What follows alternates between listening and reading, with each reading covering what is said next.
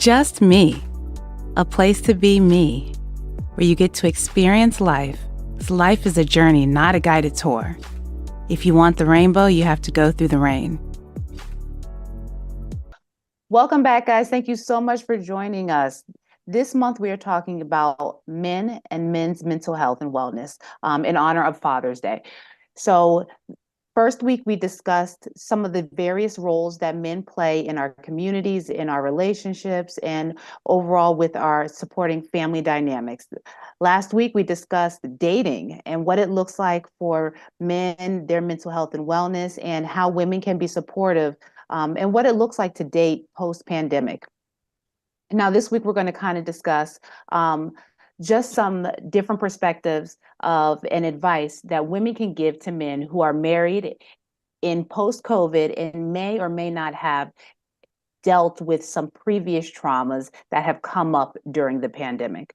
So again, we have professionals, Ms. Denise, Aaliyah, Jasmine, and Shayla, behavioral health professionals here to share their insights on what they have experienced as far as working with community members, as far as their personal lives, as far as personal experiences. So without further ado, let's dive right in and look at some of these questions. So thinking about it, can you share some of the hardships that men have experienced who have come into the office and share some of their experiences within their marriage that has drawn them to seek counseling, either during the pandemic or since the regulations of the pandemic have been lifted? I'm going to say communication. Mm. Lack of it. Not communicating effectively and clearly their needs, what they expect or what they want from their partner or whoever, just communicating clearly so that the other person understands what they want and what they need. So, yeah. Yeah. Anybody else have any experiences of men coming in and kind of expressing some of the hardships that they've had or experienced within their marriage? So Uh, I'm gonna you go ahead, Jasmine. I was just going to say, although I don't always work directly with men, I do a lot of work with families. And so something I've noticed with the parents is parenting disagreement. So not really agreeing on how they discipline their children and how they like schools that they want to go to. It's so many simple things within parenting that build up and has caused a lot of divide within marriages. And And also, I like how both responses tie into each other because Miss Aaliyah talked about communication and then you talk about parenting style. If we go back to our last episode in dating, those are some of the things you need to find out when you're dating. You don't wait till you get married to see, hey, how are we going to raise our children? Do we want a homeschool or we want public school or we want Catholic school? Those are some of the conversations that need to take place. So if you have a bad communication, that's something that needs to be worked on even before marriage. To say dating as an individual, if you know when you speak and people seem to misinterpret what you're saying, maybe you need to change your communication style, be more detailed when you explain stuff because everybody gets it wrong. And I think it was brought out too that make it clear. Miss Aaliyah said, understand what the person is saying. When I say hello, and you interpret as I said, like this is the last time I see you, something wrong. I didn't mean it. And it might have been the tone, anything. So it's really good to have that good communication piece. I like how y'all brought that out in both responses. That communication booger comes up every time. I would say another issue I've seen with some clients in respect to men is blending families. Mm. So I have some clients, doing family therapy with them and, they're coming from other relationships. And now you have this blended family of, the woman already had children, he has children. And then what does that look like when you put them together? And the same thing, it ties back to that communication, them really knowing each other, knowing how to compromise and communicate. So I see that as a hardship that a lot of families are facing right now. And I think Shayla was going to say something. No, I was just really agreeing when Denise spoke about the blended family.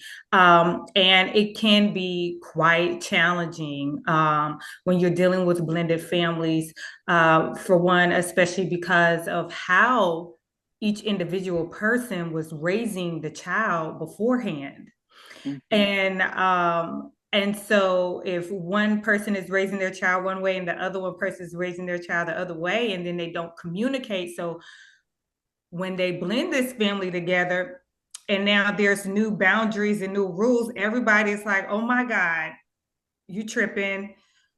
You gonna let him do me like that? Or you gonna let her treat me like that? So it is absolutely, it can be a rough road. It can be a rough road, but at some point you have to bring the whole family together, communicate, blend together as much as possible. Nobody said that everybody, on each side is gonna, gravitate toward each other like the Brady Bunch. That's not a real show.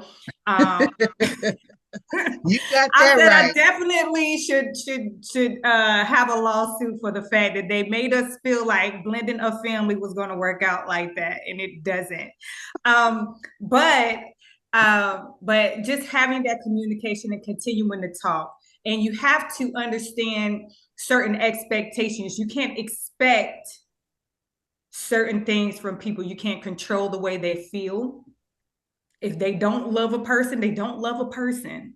And it's But as okay. long as we can just still be equitable and work together and build this family and just everybody do what they're supposed to do within the household, within the guidelines of the rules that the parents have made, we can get through it. And I was going to, I'm going to piggyback on what Shayla said just a little bit, because I've been working with a lot of couples within therapy, and post-pandemic, men are speaking up now, and they are expressing how their wives put unrealistic expectations on them. So they're definitely, stepping up and saying, hey, I didn't do this before the marriage, so I'm not going to do it now. I don't know how we got to this point because that's not me. I never did it, and I'm not going to do it. So the expectations and the boundaries there are clearly speaking up on them, and they are bringing their wives into therapy for them to understand that they're wanting their wives to accept them for who they are. And I like and again, I love the conversation because it doesn't matter where you are, to hear this type of dialogue. If you know you need to make a change, it's easy to go in and just start writing a new story. Everything that you've been doing has not been working. So let's try to go in and create new stories. And that's the part I like about therapy, to help others to see another perspective and say, okay, if you want to work, we can work at making it look different. When we talk about blended families, it's always something. I like how you said, Miss Shayla, because personally, still climbing. It's been in the game. This blending been going on for 20 something years. Every day is different. Emotions go all and you climb, but you have to paint a different picture. Boundaries got to look different. It might have worked this year. We're going to go back to the table. When it comes to family, I like to have family set goals for the entire family. What are our children? We come together, we communicate, and we make things different. We make them healthier. And it's okay if a hiccup shows up, it's there, let's address it. Don't sweep it back under the rug. If this affected you, it affects us. So now let's go back in and let's try to make it work out a little bit more smoother, so it's not as hard, or now our children don't have to repeat the same cycle because they learn how to cope with their emotions. They learn how to take a time out. They learn how to ask, or this is what I need. And I know, Ms. Smith, we heard that key word, basic needs being met. Like blended families, everybody got a need.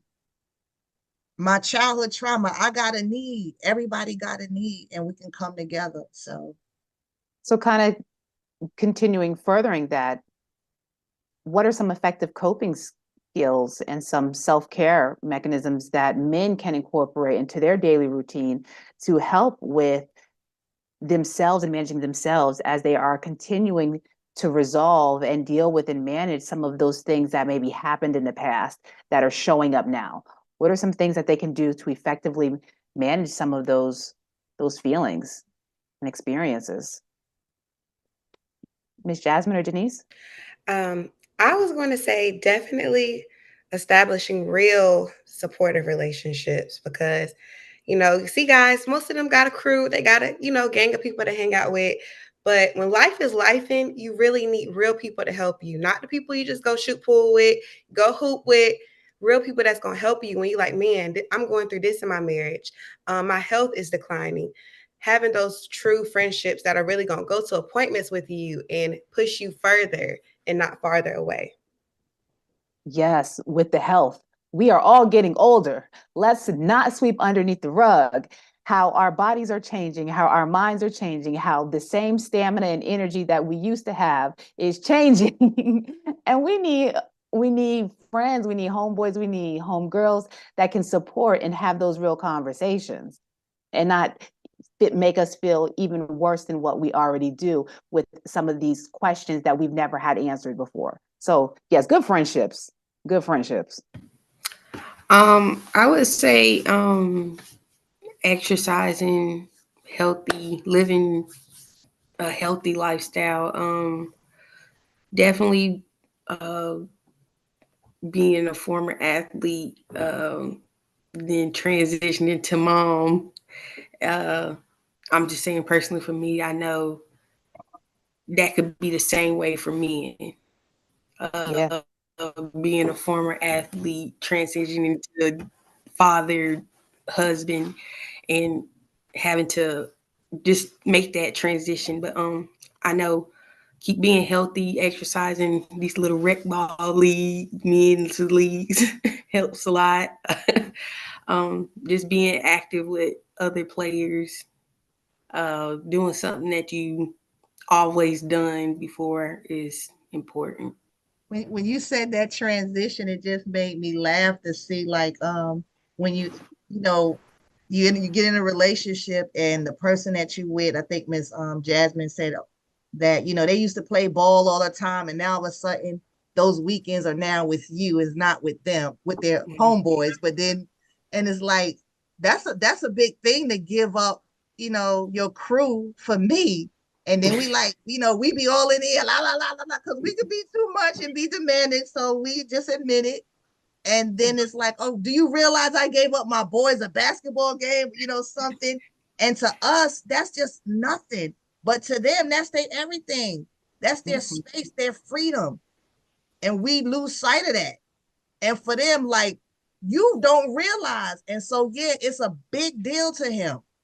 And to us, it's so little. But and then there we go, that wellness. I never get time to release. So yeah, you finna get it all, Miss Aaliyah. You finna get it all. I bet you now you wish I had a friend. Then we like, can you go meet somebody else? I'm tired of you having you underneath all up underneath me. Go with your friends. We have a tendency to create monsters, just like they create monsters with us. If they start from the beginning doing everything, I expect it later on. Don't try to switch the script on me.